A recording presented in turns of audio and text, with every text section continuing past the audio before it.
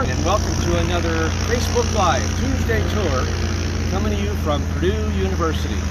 We really enjoy finding different places on campus to kind of give you some updates, perhaps recreate some memories for you and really give an update of what's going on these days. And no better place than the Purdue University Airport. So it's John Sauter along with April Holeiter, both from the Purdue Alumni Association, bringing you this session of Facebook Live from the airport.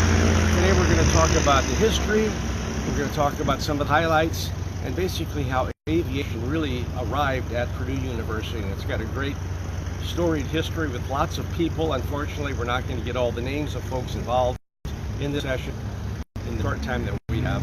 We want to talk about that. I can tell you right off the bat, looks like we have a lot of student pilots practicing today. So sound quality wise, we're going to have a lot of background noise going on, but it's a beautiful day here out at the airport, and so that's where we are, and that's what we'll be talking about. So to begin with, let's go way back. 1903 actually is when the Wright brothers have their first flight, Kitty Hawk, and that just really kind of energizes the nation as to what's possible. As a matter of fact, 1908, the first Model T Ford comes off the assembly line, and so it's just a great time in the nation's history when, from an engineering perspective, it seems like a lot of things are possible. And so we bring that back to home to Purdue University, and sure enough, there's an aero club organized very early on because they want to get into this space and flight activity. And so the Purdue Aero Club is actually established, and in 1911 we actually have two planes landed at Purdue, what was Stewart Field. Stewart Field is located basically next to the Armory where the Hall of Music is these days. So these two planes landed just to show how flight was possible. They had 17,000 people show up. So that's everybody on campus and the community and half the county, I think, must have come in. It really kind of intrigued people and got really people thinking about flight. It kind of became a little bit slow after that. Right after World War I. World War I ended around 1914. The interest in flight really started picking up again. It really kicked into gear in 1922 when Ed Elliott became our sixth president of the university. 3 years later, he hires R.B. Stewart, our chief financial officer, a genius when it came to looking at the future of higher education and its needs. And then we threw in the other ingredient, and that's David Ross. David Ross was on our trustees, was on our board of trustees, president for a while, from the area, liked to buy a lot of real estate for the university to invest. And so between the three of them, they started thinking about the need for an airport and how it would really kind of catapult, if you will, our engineering school. And so David Ross bought about 122 acres here, which was basically farmland at the time. They later added on and became 360, and these days we have over 520 acres that we now call the Purdue Airport, with several runways, 8 different hangars. The buildings here are called hangars. We have 8 different hangar areas involved, and we'll really get into to a lot of that. So 1930 is when our airport actually was established. It became the first university-owned and operated airport in the entire country. It clearly is the one still that's closest to campus. Not many have a facility like this, and that's what made our aviation program so popular, to this day. So 1930 we're established. 1930 basically it was a windsock and a runway. David Ross was interested on the runway side of things.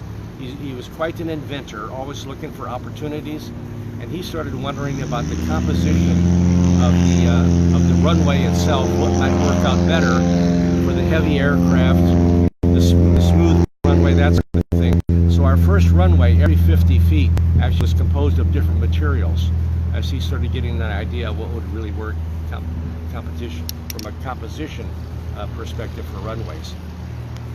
So 1934 is when we actually became an active airport. So we actually had a hangar established, a hangar laboratory in 1934, and we'll start walking that way now.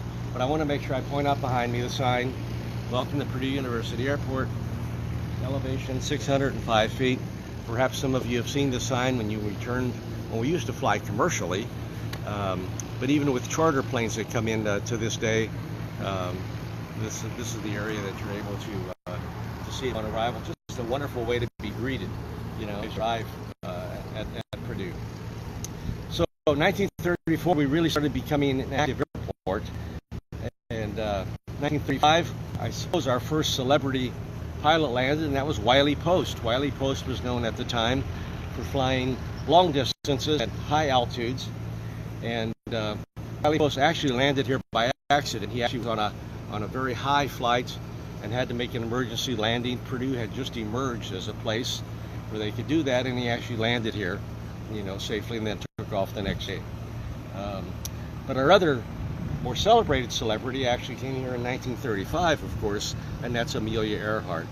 In fact, it was our airport, this airport, that probably attracted her here. And I'm sure you've heard the story of President Elliott being in New York City at a conference on women and careers, and she spoke and he spoke. They met. He needed a counselor to come to campus to talk about careers for women. She was looking for a facility to start practicing and figuring out her around-the-world flight.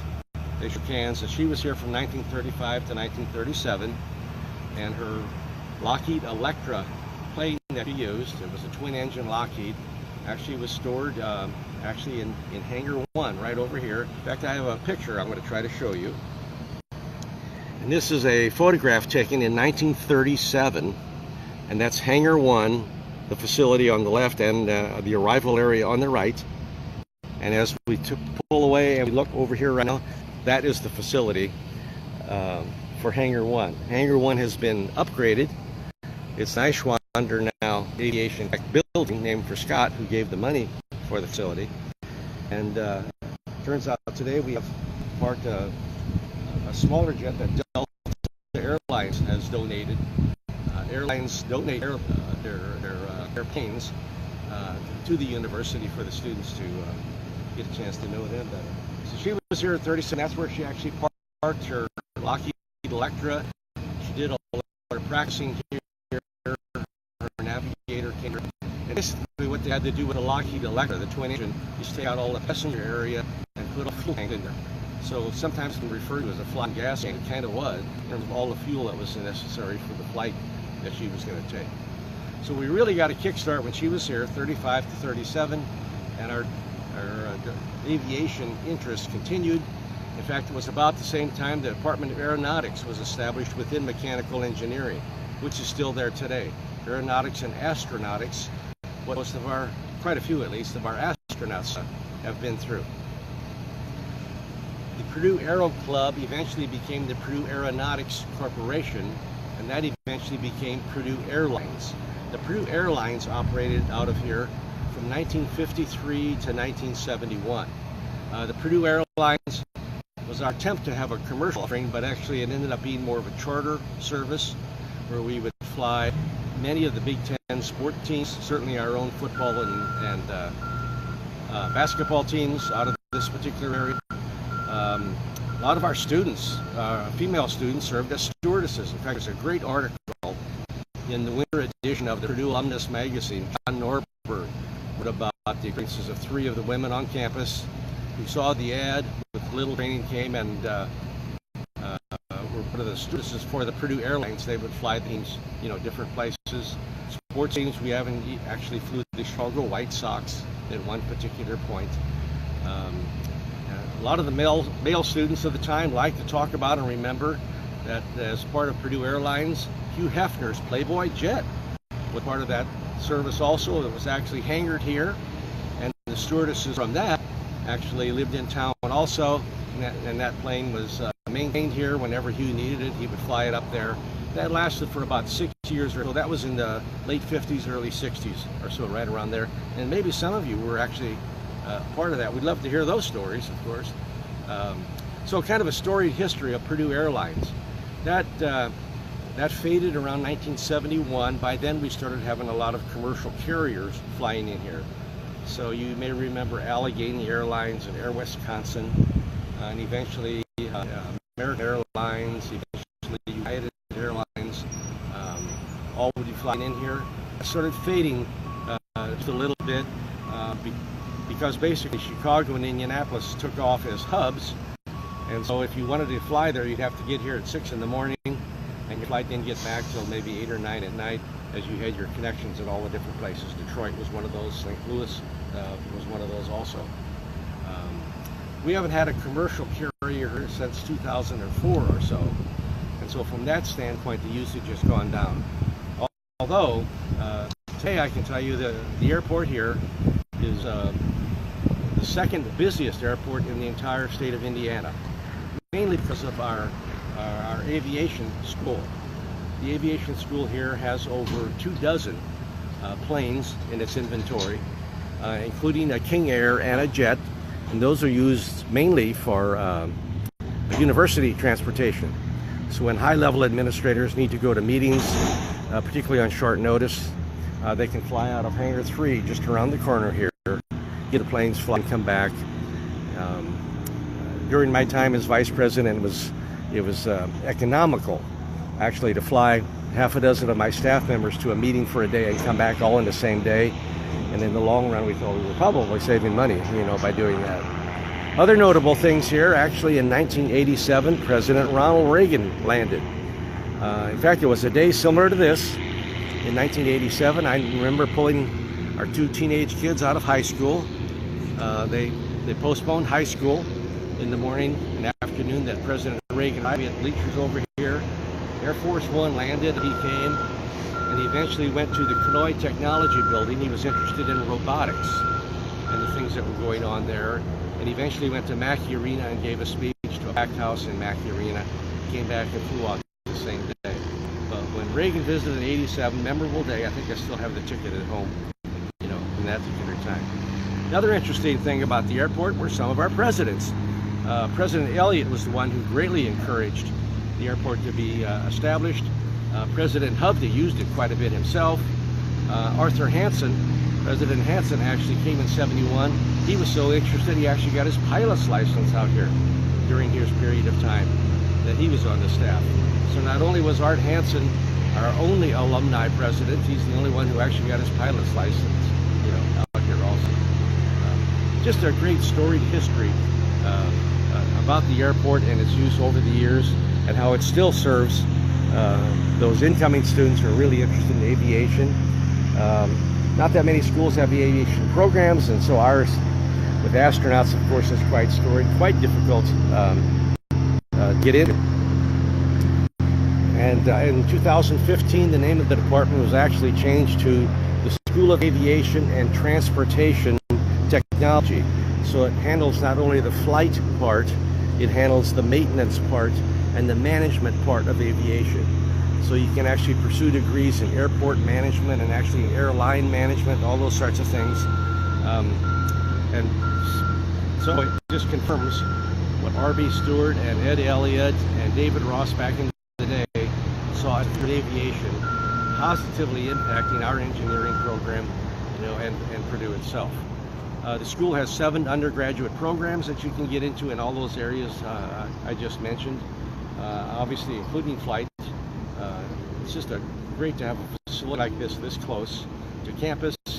I tell you, it fills up quite a bit on football games Saturdays as charter planes come in quite a bit. Our athletic teams seem to fly out of here. More recently, we've had honor flights out of the greater Lafayette area. Leave here and return to hundreds of people who greet the plane as it comes back, and they do it right out here on the tarmac. So just a wonderful facility that we have here. So as the plane flies overhead, we hope this has provided you a little bit of history and maybe some memories for those of you that might have flown out of here or at least heard about the place. We invite you to come back. Hangar 1 has really been restored very, very nicely. It's a wonderful school. I should mention that attached to it are the flight simulators. We have over a dozen flight simulators, 2 big ones, where you can actually simulate flying into some of our major airports, LaGuardia, for example, or O'Hare. You pick the airport, and the students get to experience it. So you can see the flight experience itself and simulators. It just provides for a sound aviation background as you pursue that for your career. So we hope you've enjoyed this. Stay tuned. Keep the cards and letters coming. We love those comments. Make sure you like us when you watch us. And we'll be coming to you again in a couple weeks. I think we're going to be finding some unique scriptures on campus, maybe that you're not familiar with.